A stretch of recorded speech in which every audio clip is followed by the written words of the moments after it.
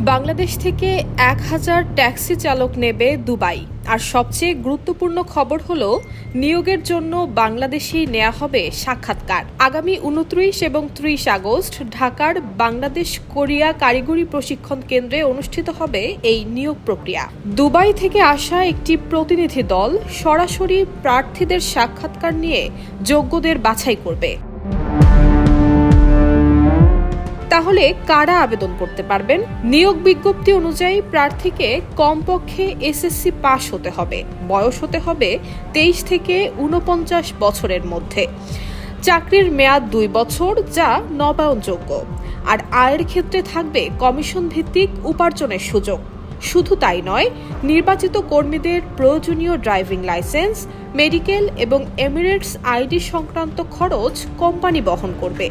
থাকার ব্যবস্থাও করবে প্রতিষ্ঠান। তবে এখানেই আছে একটি গুরুত্বপূর্ণ বিষয়।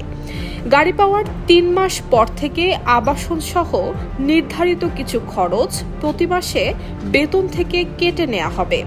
তাই যাওয়ার আগে সব শর্ত ভালোভাবে জেনে নেওয়া জরুরি। তিব্বত লাক্সারি সো, বাংলাদেশের রূপ।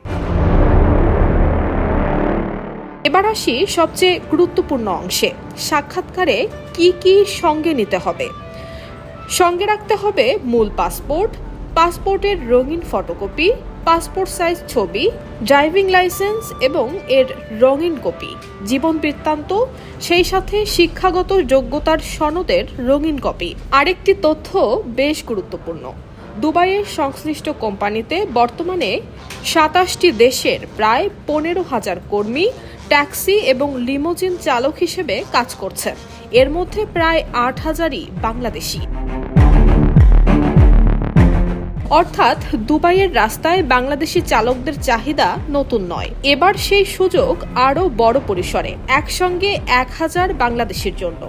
আর তাই আপনি যদি যোগ্য হন, প্রস্তুতি নিন এখনই। কারণ ২৯ এবং ৩০ আগস্ট আপনার ক্যারিয়ারের পরবর্তী গন্তব্য হতে পারে দুবাই।